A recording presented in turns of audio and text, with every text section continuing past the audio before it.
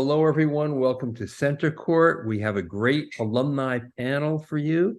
We're going to be talking about the MBA in your career, and we're going to give you 4 perspectives on that issue from alums of Florida Warrington, Notre Dame Mendoza, Ohio State Fisher, and Georgia Tech Scheller. So let me introduce our panelists before we get into the nitty-gritty of our discussion. We have Nicole from Florida Warrington. She's a product leader at Owens Corning in Ohio. Terrific company with a great reputation. Alex Prosperi, who graduated with his MBA from Notre Dame Mendoza. He's director of marketing and innovation for a cool company called Good Pop in Dallas. We have Isaac Reynolds, who graduated with his MBA from Ohio State Fisher. He's vice president and product manager with JP Morgan Chase in Columbus, Ohio. JP Morgan Chase manages my money, so I am very grateful for your company. Maggie Perkins is from Georgia Tech Schiller. She's a project manager at Delta, and I'm sure all of us have flown a Delta plane every now and then. So welcome, everybody. I think we want to start, let's start with Nicole. And maybe you can give us a little synopsis of your professional journey and then how your MBA fit into it.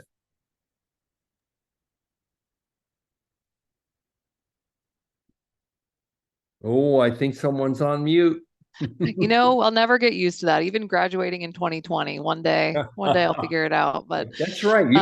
You were in the middle of the pandemic. What a fun way to graduate. I don't recommend it, but we all survived it. So happy to be here. So I was a kind of a non-traditional and often called career switcher when I was looking to get my MBA. I graduated my undergrad with a really unique and diverse background of environmental studies and studio art and wanted to, have a different experience. I grew up in Florida and I moved to Portland, Oregon. I ended up working at a nonprofit doing direct service, working for people who were dealing with the effects of poverty, working in STEM education, worked my way up through the nonprofit, eventually managing a development team and wanting something next in my career, and had a phenomenal mentor who really espoused all the benefits of an MBA and how you could use it to go back to the nonprofit space, how you could use it to transition into the business world. And so I started to look for programs that really echoed what I wanted and what I loved about the culture of a nonprofit. So a program that really made you feel like you're part of a community that might have been smaller, but that also would give me the career services and network that would allow me to be successful making that transition. So having my Florida roots, I looked at a variety of places on the West Coast where I was because I was out in Portland, Oregon, but also looked at the University of Florida and was drawn in by that smaller culture for their full-time program. So I looked at both their online and full-time, ended up going to their 2-year full-time. And it was a great way for me to transition into my career and learned a lot about marketing. Have now ended up in a development program where I've now graduated into a product leadership role and manage a team on our roofing side. That's great. And you went directly to Owens Corning after your MBA? Yep, used the internship with Owens Corning and then decided to come back after I was lucky enough to get an offer. Now, most people who get a full-time residential MBA are career switchers. I wonder for you what the hardest part of that transition was.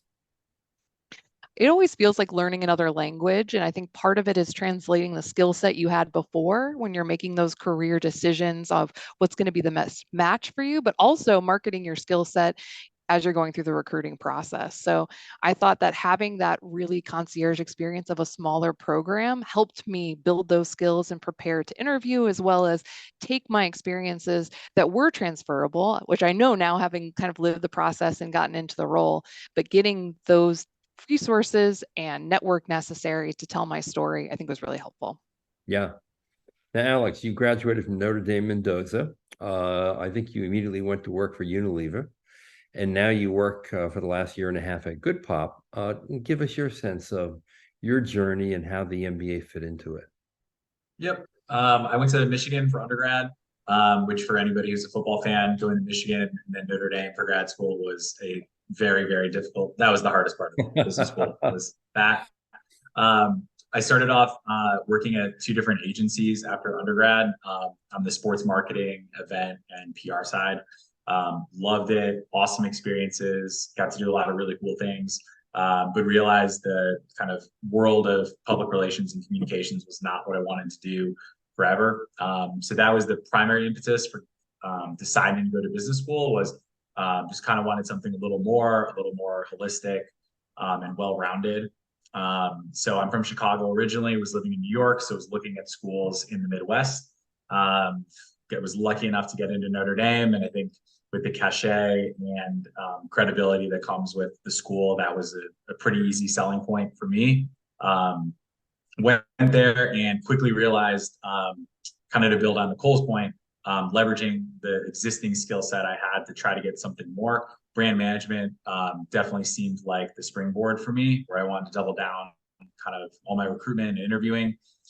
So tried to get as smart as I could on what that meant and how I could position myself as somebody who could be a good 3-month intern on the marketing team somewhere. Was lucky enough to get an internship at Unilever, got an offer at the end of it, and then went back after graduation. So I worked there for about 4 years. Sort of, again, to what Nicole said, you're learning a completely new language. So it was 6 months of just gutting it out, figuring it out. And then spent 4 years there across the ice cream and personal care teams. And then was looking for something on the smaller scale where I could feel like I made a bigger impact day in and day out. And found myself at Good Pop down here in Texas, where I've been for the last year and a half, managing kind of all things marketing and new product innovation. And so looking back, I'm very grateful for the MBA experience, because I don't think my career path goes this way if I don't go the MBA route. Yeah. And the other interesting thing is you've made 2 transitions in a way. I mean, not only your career transition out of PR and into brand marketing, brand management, but then going from a very large global company to a relatively small kind of startup situation. That transition probably was as challenging as the transition you made out of PR to brand management, right? Yeah. And that's something I put a lot of value on. My first job was at a boutique agency. Then I went into kind of a bigger multinational PR firm, and then was at the Unilever of the world. And then kind of now on the smaller brand side, the more kind of exponential growth curve versus big CPG. So I put a lot of value in trying to diversify. But yeah, it was a big change. Most of the change was for the good, but still change is change. And so a year and a half in, though, I'm feeling a lot more comfortable than I was a year ago, for sure. Yeah, that's great. Yeah. Also, I imagine you have far more ownership and a say in a smaller company like that than you would have in a massive giant like Unilever. Definitely. Isaac graduated from Ohio State Fisher. He works at JP Morgan Chase and Company in Columbus, where he's a VP and a product manager. Tell us about your journey. For sure, John. I love the stories that this panel is sharing so far, so I hope I can add some interesting bits too. For me, prior to my MBA, I pursued an international career. I worked in the Middle East for about 8.5 years, where I lived in the Sultanate of Oman, and really engaged closely with education and human capital consulting industries, mostly. And after a number of years of doing that, also a little bit of public diplomacy added to that, I wanted to explore something beyond my skill set and pursue opportunities with a stronger business component. So with the last firm I was with, which was the Oman Oil Company, I found an early path in marketing, comms, business development that exposed me to the inner workings of, in a way, a startup firm centered on regional growth. And I loved it so much, but I realized I needed an MBA to strengthen my profile, and really the ability to contribute at a higher level. So when considering things and how to pivot back to the United States, how to figure out next steps, I knew the MBA was what I wanted to do. It is just so versatile. It's hard to measure its worth and the overall value of transformative education.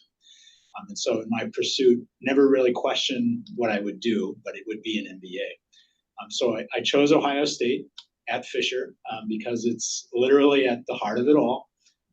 right in Columbus, Ohio, growing young professional hub, home to 4 of the 25 Fortune 500 companies in Ohio, and an even wider base of investments, like the newest from Intel, a few billions coming down the line in the next few years. So it really made sense for me to come back, join this globally focused economy in Columbus, having experienced my own global journey beforehand. And I really thought an MBA at Ohio State was the best path for me. And so that's why I chose it. So you made a career switch as well. And I should tell everyone that your undergraduate degree from Miami University is in diplomacy and foreign affairs, which is quite a big difference from an MBA, right? You're right. And it only feeds into the fact that MBAs are multifaceted, dynamic individuals. And so not really thinking about a title per se, but what kind of fungible skills I can carry from diplomacy into business into product management. And it served me well so far. That's great. Now, Maggie, you are working at Delta. You have an MBA from Georgia Tech. You're a project manager. How did the MBA play a role in where you are now? Yeah, the MBA sort of, to just echo what everyone else has said, was incredibly impactful. I'm another career switcher. I actually, right out of undergrad, got a master's in art history. I thought I wanted to get my PhD and sort of teach at the collegiate level. 19th century coffee urns are not as exciting as I thought they were going to be. And I pivoted and ended up joining Teach for America. And I taught high school English for 5 years. So just like a very humanities focused career. It was really challenging. I learned a lot about communication as a teacher, but after 5 years was pretty soundly burnt out. And the MBA was sort of an obvious choice for pivoting my career. And I would say Georgia Tech specifically, I had a lot of quantitative holes that I needed to fill. And Georgia Tech, I'm from Atlanta, and I knew I wanted to be at a big company, was just a great choice because I knew that they were going to really focus on sort of the quant side of things, which is something that I had not thought about, let alone, studied in many years. So it ended up being a fantastic fit. I interned with Delta and then graduated from their MBA leadership development rotational program, and have had an incredible career there. And I currently manage all of our joint venture partnerships. So that's other airlines that we partner with. Think about like Air France, KLM. Latam is our newest partner, and it's been an incredible career. And I really do feel like Georgia Tech, I have to thank for that, just because of the relationship. Georgia Tech and Delta, they're both in Atlanta. Delta is a very data-oriented company. There's lots and lots of data coming in when it comes to the airlines. And so I really put those skills I learned to work every day. So Maggie, you went from being a 9th grade English teacher to managing the joint venture partnerships at a global company like Delta. That's kind of mind-blowing, really. It's a hard pivot. And you had the luxury, no less, of doing your summer internship where you were an associate at Delta in between your first and second years at Georgia Tech, and then coming back with, I guess, a job offer right in your pocket, which made your second year easy going, right? Yeah, it sounds like some other folks have done that too. And I would say it's if you know where you want to be, it's a great option. I think having those 3 months of experience, I learned so much in that time. And when I started my rotation, I felt more confident and I was able to add value much more quickly than if you're sort of starting cold. So for anyone looking at a rotational program or a program with an internship, I would definitely recommend it because it's a great way to set yourself up for success and not having to job hunt your first semester of your second year, which was really fantastic. Now, Maggie, let me ask you about the learning experience, because you went to the University of the South for a degree in art history. And I imagine that the learning experience there was quite different than the one at Georgia Tech. Can you give us the sort of comparative contrast between the two and how the learning experience was at Georgia Tech in your MBA program? Sure. I think the learning experience at Georgia Tech was fantastic. It's obviously extremely rigorous, as I'm sure all of these, any MBA program you choose is going to be really rigorous. Although I would actually say that, ironically, Sewanee, small liberal arts school, has very little to do with Georgia Tech in the grand scheme of things. But I think in the way that we interacted with our professors, it was quite similar. I became really close with a number of my professors, and still reach out to them today. So there was a moment recently where I was thinking about making the jump to a marketing team at Delta, and I reached out to my marketing professor to kind of like walk through the job opportunity and what he thought about it. So I would say in that way, it's quite similar, but similar to many of these programs, I'm sure they front load kind of your first year, your first semester with all of your core classes, and then you get to spend your second year really focusing on sort of like more project-based classes where you really want to kind of focus your career. And there's a huge range of classes you can focus on, everything from, like commercial real estate all the way to like the very traditional, finance, marketing, product management, all of that good stuff. Right. Isaac, tell us a little bit about the learning experience at Ohio State. I wonder what the course load was like, whether you participated in some student clubs, what your favorite courses might have been. Well, for sure. So beyond the 5 to 6 classes a semester that you take, the group work, the cohort experience, case competitions, brings back a lot of memories, was, of course, student org. So I was really active in our out of office LGBTQ plus student organization. Loved the experience. And for us, it really is a home within a home, within the MBA program overall. So it was for me another network of friends, another network of new classmates that we all could get together and kind of share this MBA journey, and then participate in some of these awesome opportunities that pop up, like Reaching Out MBA. And so as I think back to it, I've tried to stay in close touch with out of office even to today, and we're going to meet each other in Chicago later this week at the Reaching Out MBA conference. So really have loved those continued relationships through student orgs. But ultimately, what drew me to Fisher, I kind of think about it in like a triad between like experiential, personalized, integrated, and that is, I think, how they describe the curriculum at Ohio State today. Specifically, what Fisher offers in ways to personalize your experience as you go through the program, and to kind of get access to those experiences that are going to help you beat the curve as you kind of start to explore yourself professionally in internships and in professional opportunities. So what really stood out for me, John, was global applied projects. This is one of the touchstone programs at Ohio State. I was really lucky. I got to go on a project team to Beijing, China.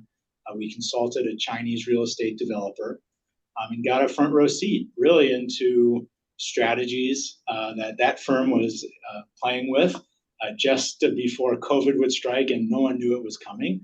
But to be able to get out there, have that experience, come back, and then think back to it when I engage some of our teams overseas, it really has paid in spades of my own abilities interculturally, but to then really truthfully say, oh yeah, I've worked in China. And it was because of a program like that I was able to do that. So I think those kinds of experiences in aggregate and collectively, when all put together, just make for a really transformative experience. Yeah, that's an incredible learning opportunity to get exposure to the Chinese culture of doing business. Alex, at Notre Dame Mendoza, what was the learning experience like for you? I would say, as somebody who worked in PR for 6 years, it was a steep learning curve the first semester for sure. Bet you love those stat courses in finance. Yeah, they don't. Right? There's not much prep you can do for econ, finance, accounting, and stats all at the same time while also recruiting with a PR background. So, I mean, it was a great it was a great test of just like resilience and making sure you just get everything done and learn it as fast as you can. So for me, my baseline was probably a little lower than other classmates in terms of like past coursework, experience in their 20s. So for me, it was very, very educational. Everything for the most part, I was learning in accounting and stats and finance. A lot of it was for the first time. So that was just like an eye-opening, awesome experience, which has served me very well in my 2 jobs after.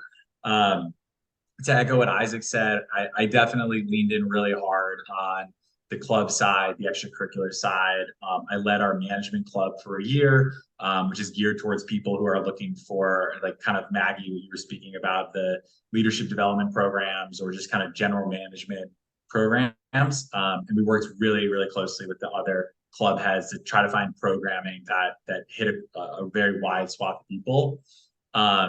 The thing that stands out to me the most about Notre Dame was during your second year, first semester, Notre Dame has a partnership with a sister school in Santiago, Chile.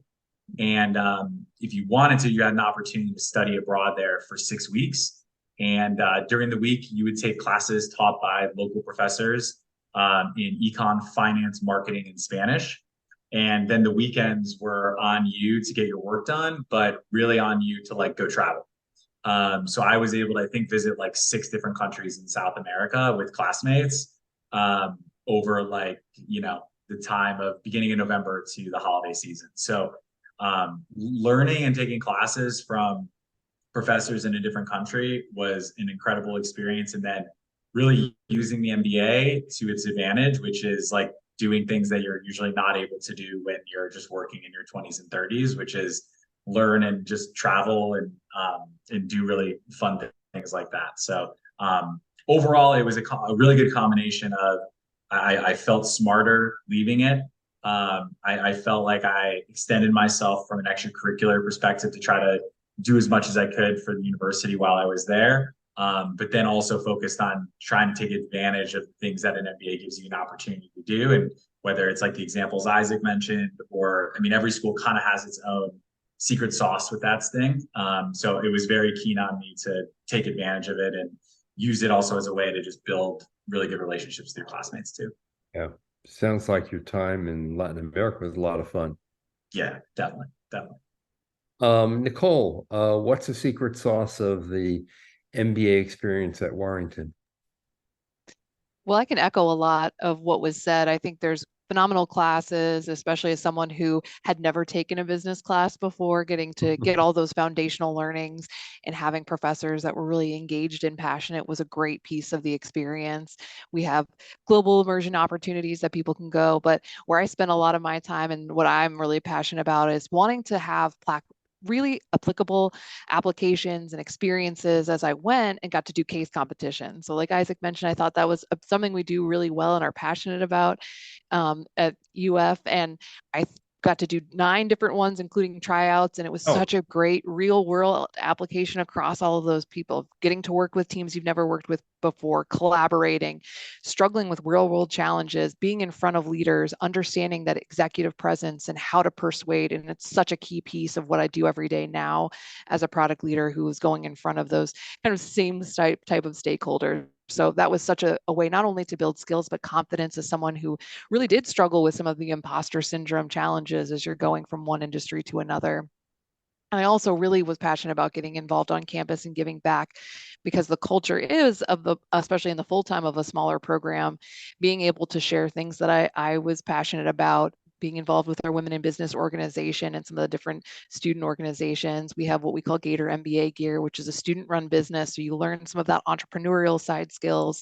So there's just a lot of ways to get involved. And especially if you feel like you don't have a confident area or you don't have confidence in an area you want to build, there's opportunities to, in a hands-on way, as well as academically, build those skills within the program, which was really great. What surprised you most about the MBA experience, Nicole? I'm thinking that someone like you came from a teaching background, educated in the humanities, might come in with certain kinds of expectations. What surprised you? Yeah, I think everyone who has a liberal arts background has a preconceived notion of anyone who's in a business program. So I think it was always great to see how collaborative MBAs really are and that drive and passion for, and I think someone said it, to come into a challenge and to really break it apart, make it better, continuously improve, and that being a mentality of everyone around you and for everyone to drive to make each other better. I think that's something unique to some degree to some of UF's culture. Is we always say Gators helping Gators. And so there's this idea of you're on the floor recruiting, how can you lift other people up? And so I don't know if that's unique to our experience, but I always saw MBAs as more of a cutthroat kind of organization or group of people, but I'm always surprised with how well MBAs can uplift each other and help and navigating difficult systems and transitions. It's been a really great club to be a part of. Yeah, and I should just say, there is that stereotypical view of the MBA, the sharp-elbowed master of the universe, who is super competitive and more interested in money than anything else. And anyone who goes to a good MBA program immediately finds out that that is a totally false straw person that's been invented. There may be some people like that in your program, but by and large, you're going to find people that you want to have at your dinner table for the rest of your life. Alex, what was the big surprise for you? Yeah, I would say two things. One was what Nicole said about collaboration. I don't know if I came in with quite as strong of a preconceived notion, but I understand why you would. And but yeah, I mean, the number of times I went to classmates and I was just like, can you explain this to me like I'm 5 years old? That would be great. And the number of people who were like, yeah, of course, I can do this like in my sleep. I will never, I mean, that was just incredible. I think I don't think I fully grasped at the outset how fast everything happens. That you like move in at the end of August and it's here's 4 classes, here's all the clubs to join.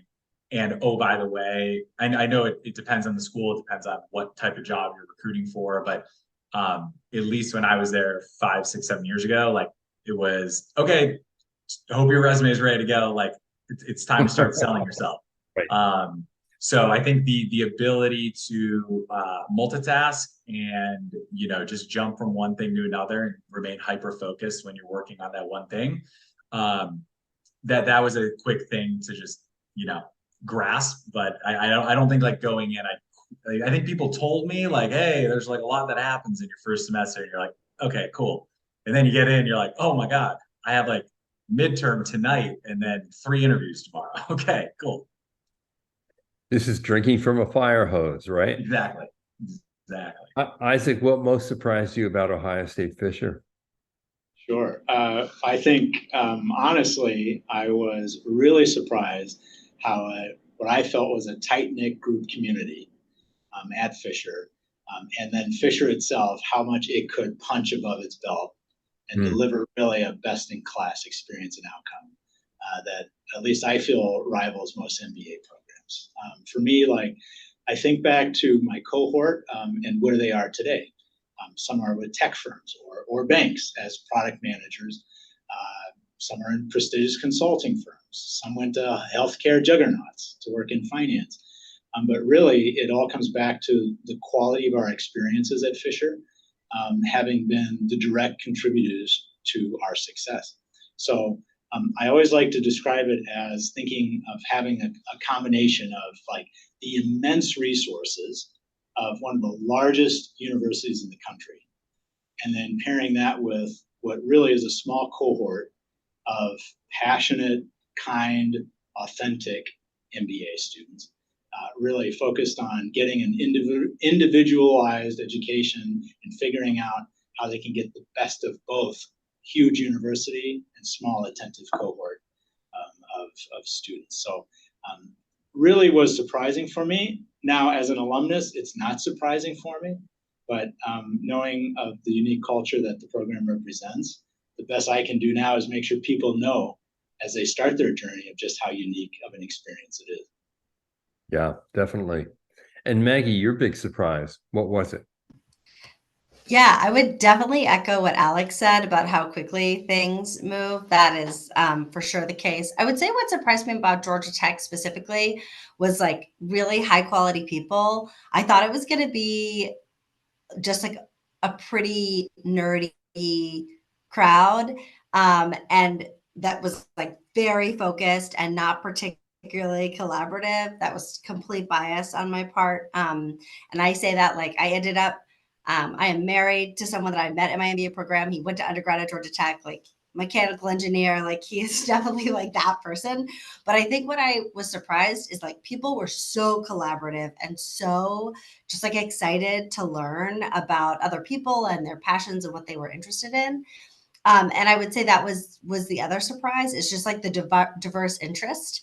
Again, another bias I came in with was that everybody wanted to be like a big four consulting firm, and like that was the move and that was the plan. And it was really cool to meet people who were like, "Oh, actually, I'm going to do the Tiger program, and I'm partnering with a startup out of Georgia Tech, and I'm gonna, be like sort of like the CEO person." And this, it was just cool to meet folks who had tons of diverse interests, even though, sort of like Isaac was saying, obviously when you go into an MBA program, there are always going to be a ton of folks who go to Apple and Amazon and of course like the big four and all that. But it's also fun to meet people who are really passionate about things that I just hadn't thought about before. And so that was a great learning experience for me.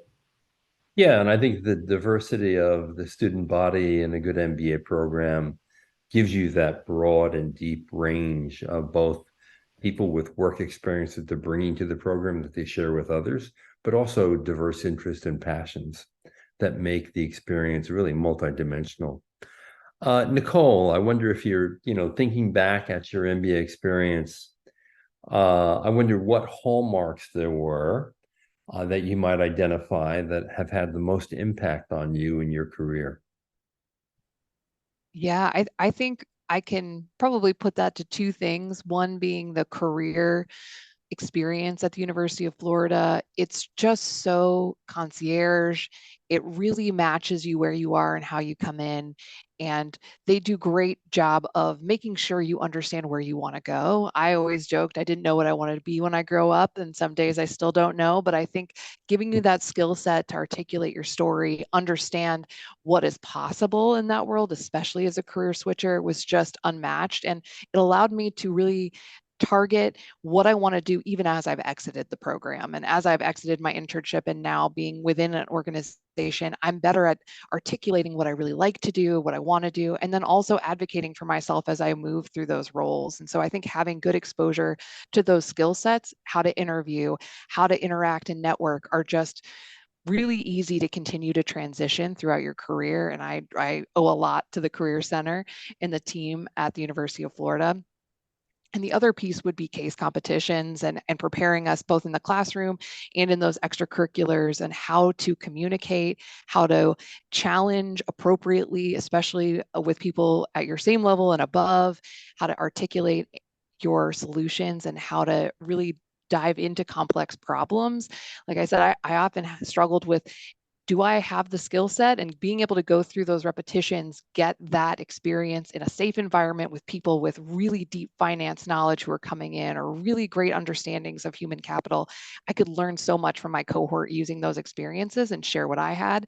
And then I feel more confident now in my career when I'm in a boardroom and I'm looking to VPs and directors and presidents as I'm pitching. So those are just things that if you go into a program, I always advise find those pieces that are going to continue to prove out and pay out as you go through your career. And you have really delivered. Yeah, super. Alex, looking back at your Mendoza experience, what stands out and what has had the most impact on you? Yeah, I think there was one guy in the career services office who was just like the rock and awesome.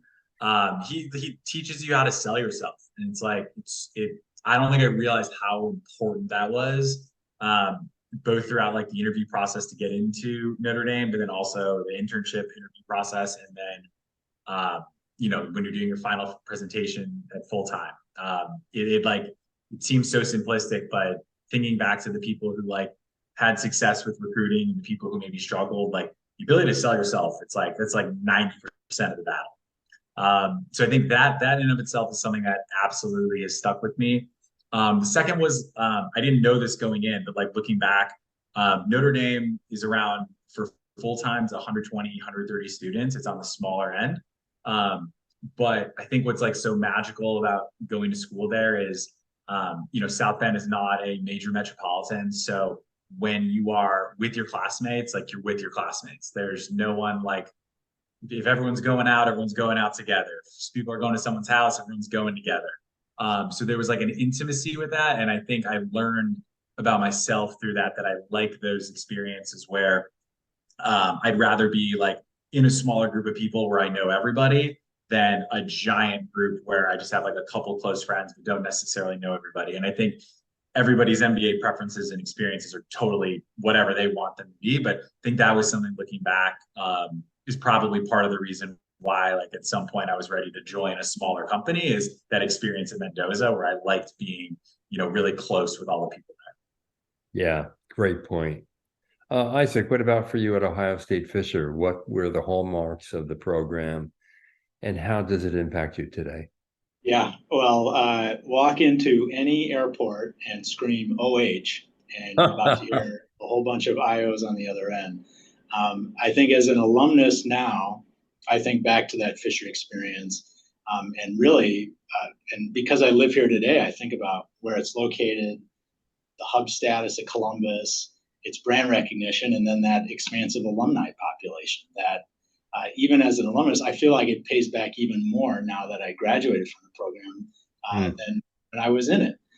But to be honest with you, thinking about just how wide and expansive the Fisher network is, and who I can call on and who I'm surprised to know came through Ohio State or the Fisher MBA program is always a delight. And personally, as I worked through the MBA program, thinking back to that internship journey, it was really the alumni and then, of course, the Office of Career Management that kind of unlocked the opportunity to tap into these relationships, not only between alumni, but between the school and some of the large firms that are based in Columbus, Ohio. So like so many on this call, it really sounds like I was also in a summer associate management development program with JP Morgan Chase. And when I was prospecting that opportunity, who did I call on? I called on alumni. I called on the network of MBAs 1 or 2 years ahead of me to really kind of help me learn the ropes so I could prepare better for that journey that they had gone on a few years before I did. So because those networks are there, nurtured by alumni, by the office, by the school, by the students, I'm positive it led to an even more favorable outcome than I could have imagined. And so for me, that's the impact of a program. Not only what it gives you when you're in it, but what it keeps giving you years and years after when you say goodbye and graduate. And it's been an awesome ride. And I try to pay it back as much as possible myself to keep that Buckeye network really strong. You're paying back well right now. Hey, Maggie, what was the big takeaway for you from Georgia Tech? I would say the support systems.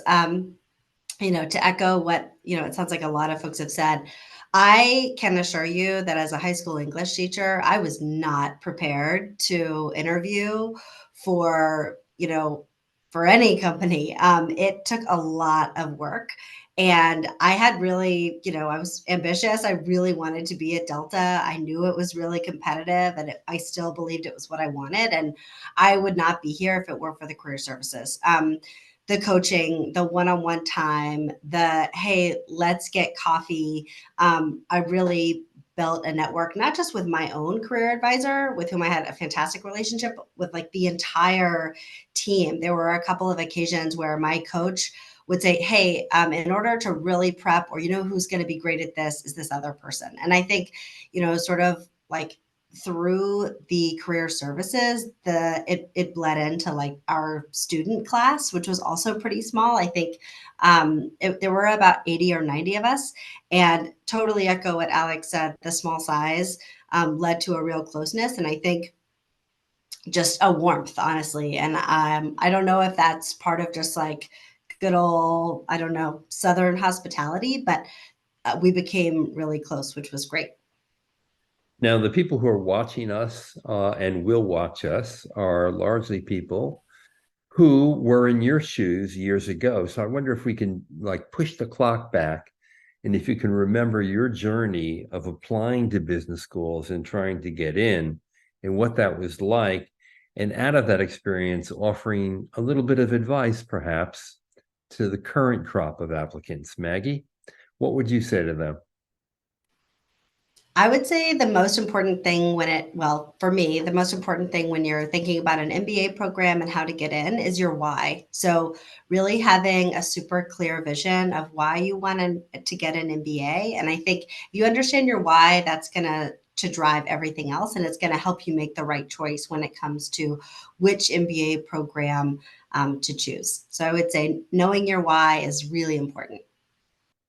That's great advice. Isaac? Sure. Well, I'd recommend taking the time to actually go and sit in a classroom and visit the schools and programs you're interested in, meeting the students and faculty who ultimately represent that idea of community that you're seeking. I know Ohio State, when I was coming through my program, offers a full-time MBA preview where you can visit campus, you can meet students, meet faculty. And if you've started an MBA application, you can do the interview on site. So those are big benefits of taking advantage of what's out there and saying, okay, like, let's take this for a test run. And you can raise your hand in those sample courses that they let you sit in on and really see how you interplay with everybody else in the classroom setting. And then come away, and if you've done your interview on site and you get, the yes 2 days later, think about it, because you've been there and you've basically reenacted what it's like when you're going to join. So keep that in mind and spend a little bit of extra money and go visit 10, 15 schools. Get the real perspective on what you're about to pursue, and then feel good about it, having done it when you actually start. Totally agree. Go and kick the tires. Alex, your advice. My big takeaway would definitely be if you're going to a school that requires a GMAT, keep it in perspective. I was told, I think, like endless times, that it's not the only decision maker in the application process, which I know is true now. I don't think I believed that when I was applying. So I think I definitely stressed myself out when studying for the GMAT more than probably needed to. So it's definitely like an important component, but for anybody listening, it's an important thing, but it is one element of the application process. I think, having now been at school and talking to people in admissions and looking at what they're valuing, that interview, the fit, your values, what you're looking to get out of the MBA, what you tell them, how you want to contribute and leave as a legacy, those things really actually matter. It's not just, somebody looking at a number and then that's it. So I wish I had that perspective at the time, but I think that's the thing looking back that stands out to me for sure. Yep. Nicole, what would you tell your younger applicant self? Well, like everyone has echoed, I mean, it goes so fast. So I think giving yourself preparation and time as you roll into it in your life to make sure you can be fully present, regardless of the format that you're in, to take advantage of every opportunity that you want to, I think is so important. So making sure as you're going into it that you have that space and time, you've created those boundaries as you pick your program and ultimately go into it, because I do think you roll right into it so quickly and it's over so fast. If you don't have that extra time and perspective, you might be missing great experiences that the programs offer. All great advice. I love this panel. I'll tell you why.